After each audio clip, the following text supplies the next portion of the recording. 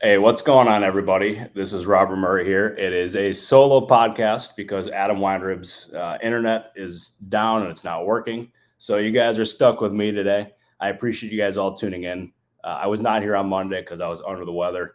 Still under the weather today, but we are fighting through it to bring you guys some content because it's baseball off season. You got to fight through it a little bit.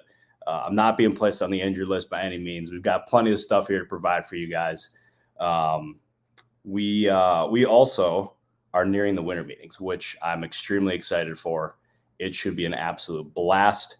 I will be landing in Dallas at about late Sunday night, and it is going to end up being just pure chaos, meeting with all sorts of different agents, executives, scouts, players, you name it. So it should be an absolute blast. But let's preview it. Let's because we got a lot to talk about. Because there's a guy named Juan Soto who's still unsigned, and that market is going to be the talk of the winter meetings, even if we don't even know if he's going to end up making it to the winter meetings, because there's a shot that he could sign beforehand. I firmly expect him to sign by the end of the winter meetings for sure. But as far as Soto's market goes, Boris is on the record and telling reporters yesterday that they're in the process of starting to eliminate some suitors.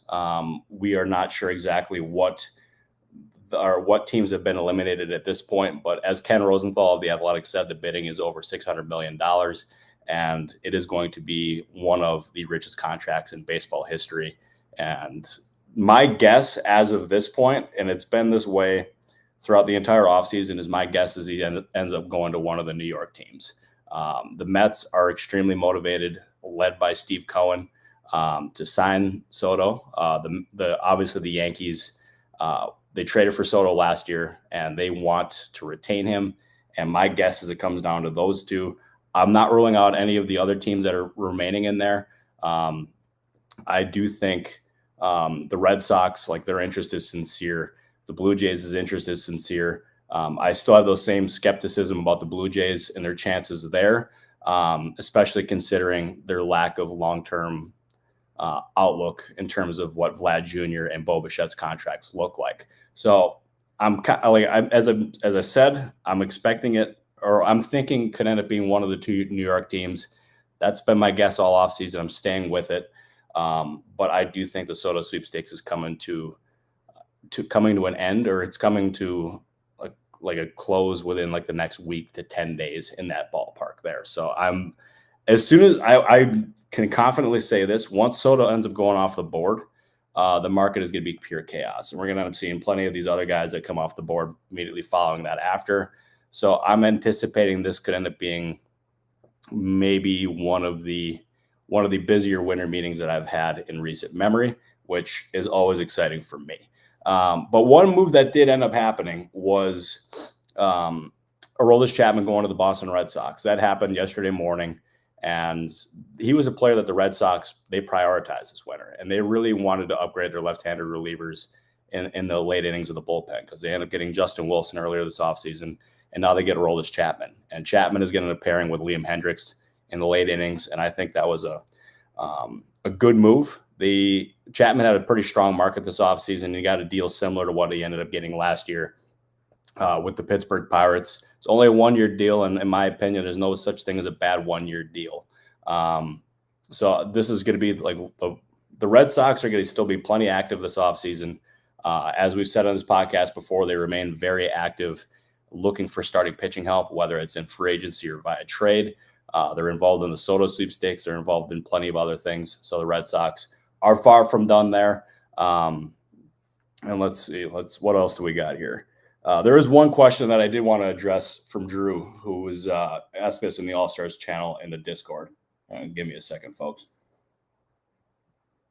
But he asked, like, with Higgy going to the Rangers, what exactly does this mean for the Padres' chances of getting a catcher? And to me, they are like, I would view them as possible suitors for a guy like maybe a Gary Sanchez, or even like a Danny Jensen type. And I'm like, I would think with Travis d'Arnaud and Higgy both off the board, and there being limited options available in free agency, that to me could end up being a market that could end up moving quicker than some others here. Because, I mean, you have Jensen, who is a really strong option. You have Sanchez, who ended up having a really nice year in Milwaukee.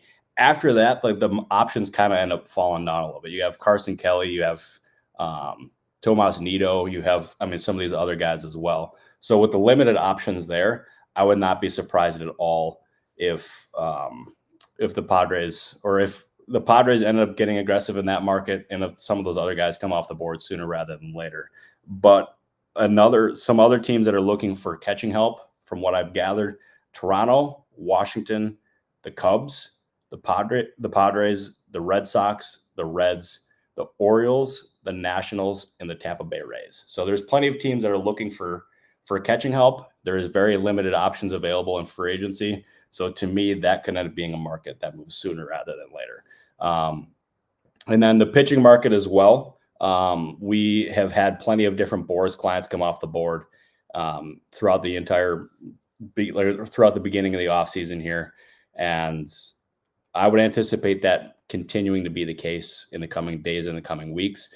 I think one of the guys that I know who has had a pretty strong market this offseason has been Sean Manaea. He has garnered pretty significant interest, and that comes as no surprise whatsoever, considering what he ended up producing in New York. He ended up switching up his arm angle, and we saw him take off, and there's been plenty of comparisons between him and Chris Sale, and obviously we just saw Sale win the National League Cy Young Award, and I would expect his market to really pick up. It already has. It's been very active so far this offseason. I expect him to land a very strong multi-year deal, and he's going to end up being he's going to really benefit from signing a short-term contract last offseason, because he's going to be in a real strong position to cash in this year. But one pitcher who has signed is Frankie Montas, and he was a guy who a lot of executives were really high on at the trade deadline, and we really got to see that even in the offseason as well, because his underlying stuff and his underlying numbers have teams convinced that there's a lot more in the tank that he has not yet to really untap here. And to me, that was a kind of a deal that was in line with what I was expecting in terms of his contract. Give me a sec.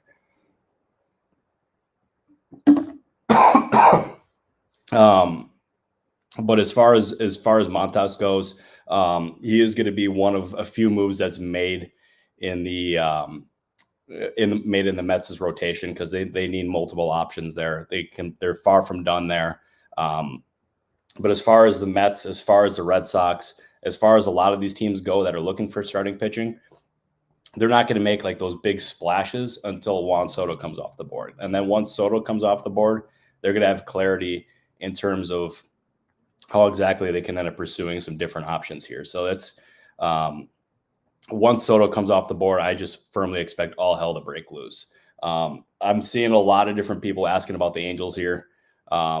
Vincent, you're as consistent as they come in this chat. I respect it. As I've said consistently on this podcast, they're looking at every different option whatsoever. So I would just know Perry is casting a very wide net in free agency and via the trade market. Last I've heard, nothing is close, but